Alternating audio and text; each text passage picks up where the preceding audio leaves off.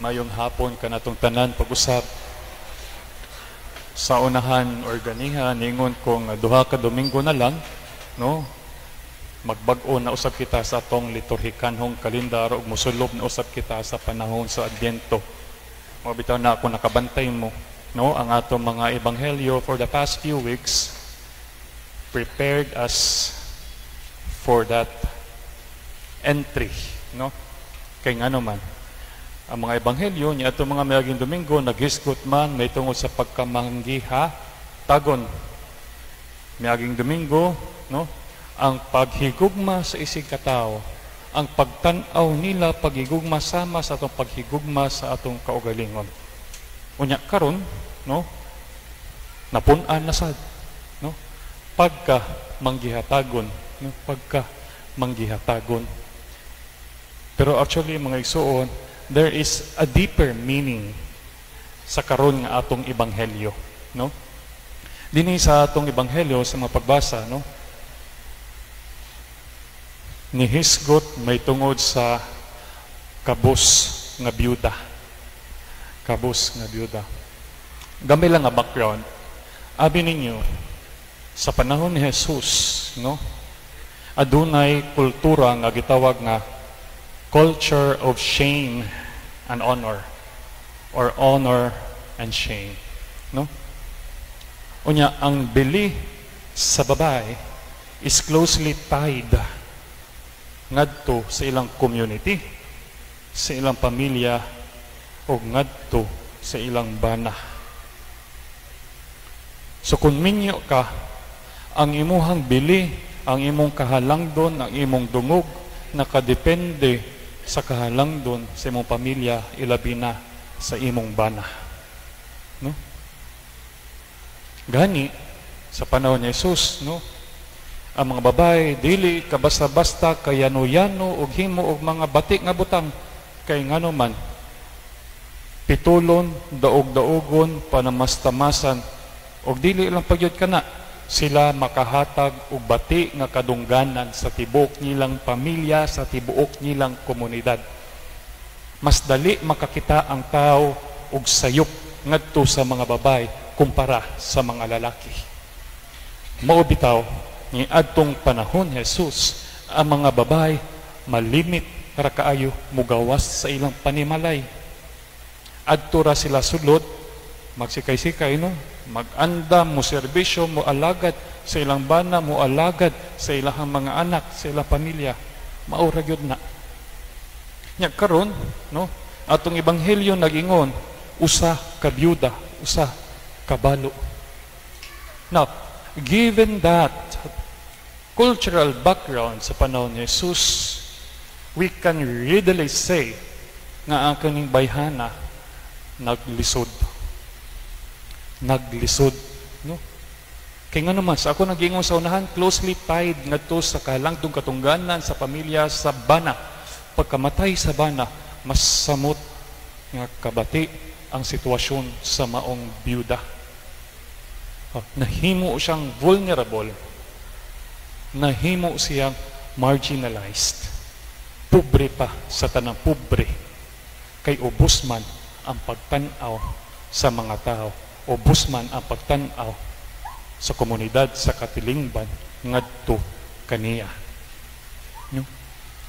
Unya nakita siya ni Jesus, na-appreciate ni Jesus ang iyang gibuhat, kay bisan siyang pagkakabos, bisan siyang pagka-marginalized, bisan siyang pagkawa, nihatag siya sa tanan nga anaa niya. Grabe naman, Father, duha ra gyud ka coins ang naa niya, Father, no? Yes, maura kadto ang nahabilin kaniya. Kaysa ako nag-ingon, babae niya tong panahon, wala kay bili, labi na kung mabiyuda ka. Duha ka coins. Nya, mahibaw-an pa yun na diha-diha, nga kanang coins nga mong gihatag, lesser value na pinaagi sa sound nga i-produce inagtagak nimo, no? Mo na nga mas makapauwaw pagyud, no? Mas makapauwaw. Mo na nga ang mga tao nga moadto sa templo sa Jerusalem, muhalad nga to maningkamot yun na sila nga dinagko yun na no nga coins ang ilang ipanghatag ipangtagak ngadto kay nga naman abi ninyo panahon ni Jesus ang collection box dili sama sa atong collection box karon. Atong collection box actually di gani box no sibot ano muhatag kang sinsiyo papel white tingog fair no di nimo ma-distinguish maora tanan pero kani adto ang ilang collection box is made out of metal. Dayon, ang forma pa yun silang collection box, murag trompeta. No? Trompeta, gituyo na siya. No? Para hug ni mga itong sinsiyo, no? Mutingog na siya. Dayon, ang kaning coins biya sa mga tao sa panahon ni Jesus, no? Dili biya sama sa tuwa nga usay pagamyanay dako gyapon bisa gamay dako gyapon value. Sa ilang panahon, no? Makadako ang coin, makadako og kantidad. Nya makagamay ang coin, makagamay og kantidad, no? So kung bugat ang coin imong itagak ngadto sa sudlanan sa halad, no? Amura siya budyong kadungog buwan ang tingog sa budyong.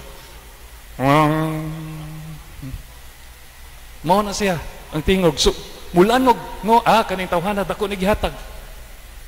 Pero kung sincere gani ang ihatag, no? It's either mo tingog or mo to ginting lang gamay. Ano? Ting. No? Nya, mao na ang hitabo sa babae. Wala siya, no? Magpakaron ingnon nang itag dako kwarta para ihatag ngadto isulod sa sudlanan ngadto sa halaran.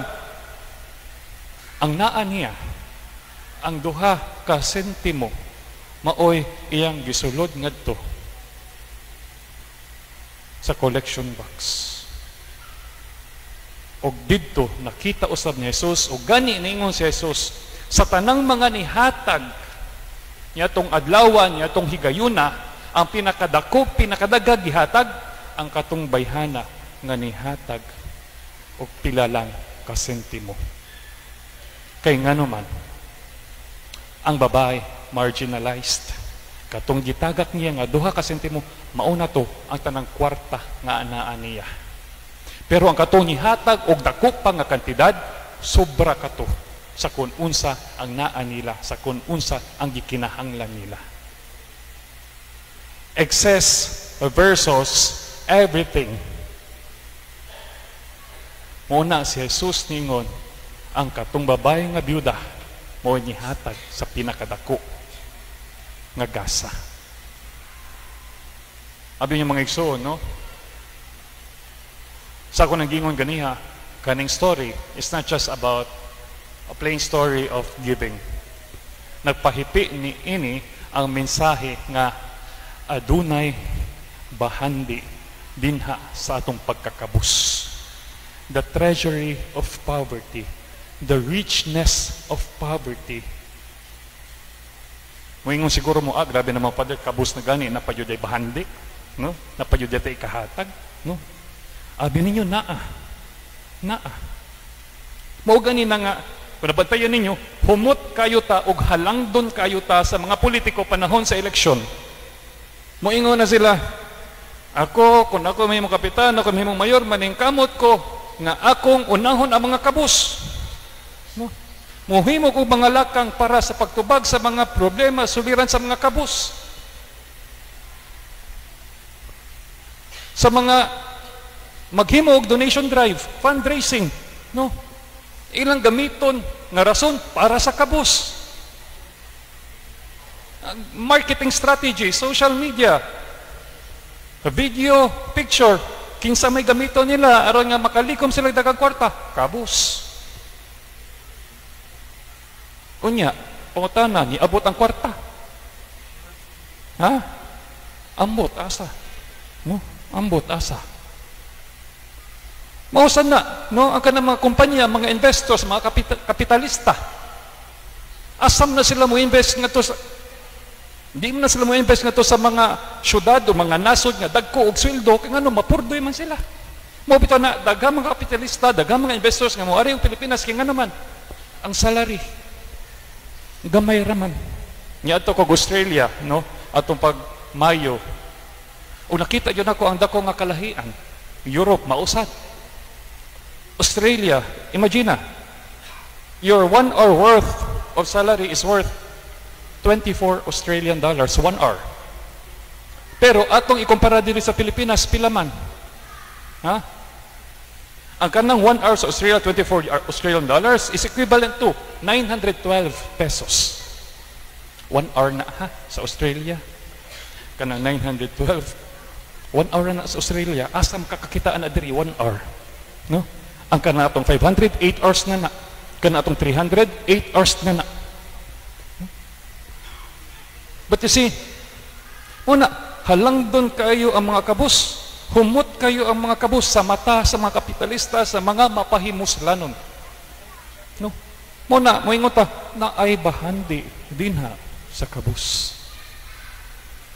Pero actually, mga igsoon, that is not the message that I want us to focus on. No? Ang mensahe nga ganahan ako nga sabton, ang mensahe nga ganahan akong bawnon is kani. Nga kita sa atong pagkakabus, halangdon, bililhon sa kasing-kasing sa atong Ginoo. Kay ngano man, dinha sa atong pagkakabus nakakat-unta unsaon pagsalig. Dinha sa atong pagkakabus nakakat-unta unsaon paglaom. Sa atong pagkakabus nakat-unta kun unsa ang tinuuray nga matang sa paghigugma. Dili material kay wa man ta ana.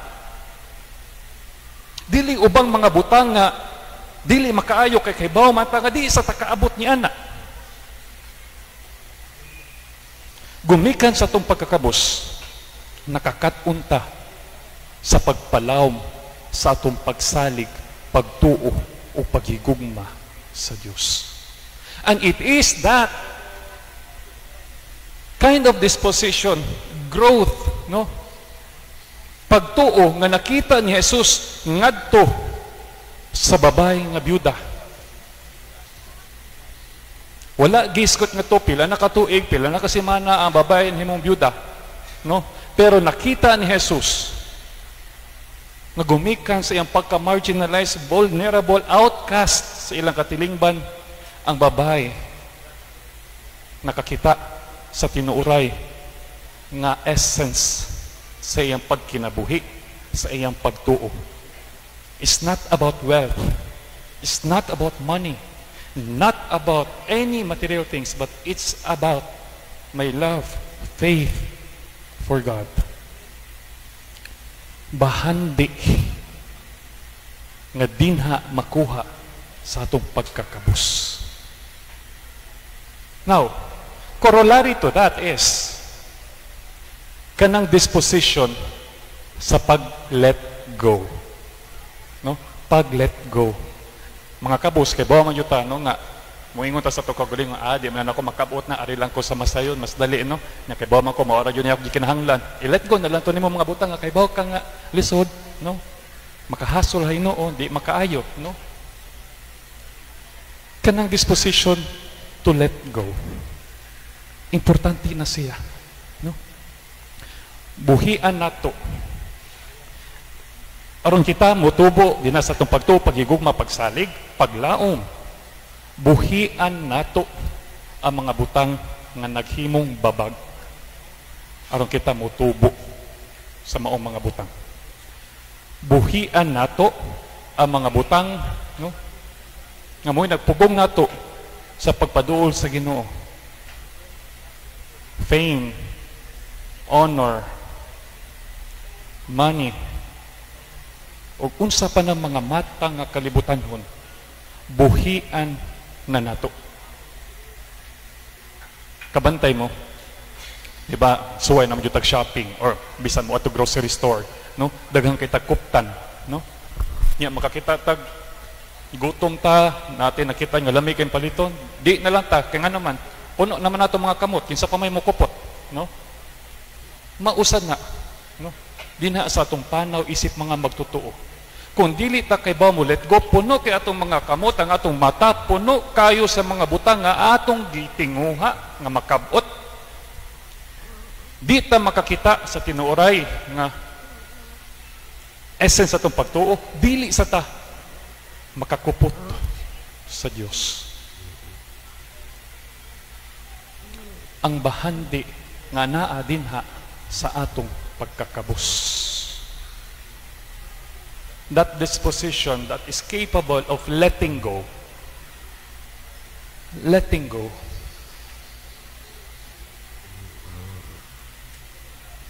Pagpalawom sa pagtuo, pagpalawom sa pagsalig sa Ginoo, because at the end of the day, siyara ang makahatag sa kalipay nga tinuod.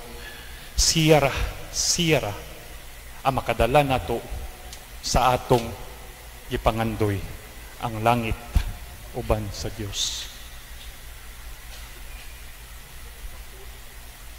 Now, there is that spiritual writer who said, the measure of true generosity, no, or the true measure of true believer, no, is not a question of how much you give, no. Kung ikaw tinuoray nga mangyatagon, tinuoray nga matuhon, dili na pangutana kung pila or unsa ang imong gihatag. Ang pangutana mao, or ang sukod, kung ikaw tinuoray, tiunay nga magyatagon, tinuoray nga matuuhon, mao kini kung unsa ang gibili nimo para sa imong kaugalingon. These are two different things. Kung unsa ang gibili nimo para sa imong kaugalingon. Kung wala kay gibilin para sa imong kaugalingon, imong gihatag ang tanan because you realize, you understand that those things do not really matter at all. Kung wala kay gibilin sa imong kaugalingon, gawas ni Jesus, gawas ang Ginoo, then you've understood the message. You've understood the message. You will be more than capable of giving what else you have in your life. You will be more than capable of sacrificing. You will be more than capable of doing the things which God demands us to do. Because we have not kept anything for ourselves, but we have kept Jesus in us. Mga igsoon, sa pagpadayon ng atong Santos nga Misa, pangayon na nga taong grasya sa Ginoo nga mahisama unta ta sa babae nga byuda, nga bisan nagkalisod, nga bisan daghang mga pagsulay sa kinabuhi, nga bisan usahay dili masabtan sa mga tao. Makabaton gyapon ta sa grasya sa pagpadayon, sa grasya sa pagkamanggihatagon. Makabaton unta gyapon ta sa mga bahandi nga maoy makapahimuot sa Ginoo. Tugutan ta ang atong kaugalingon sa pagbuhi sa mga butang nga dili makaayo nato aron kita makakupot sa pasalig o pagtuo sa Ginoo. Amen.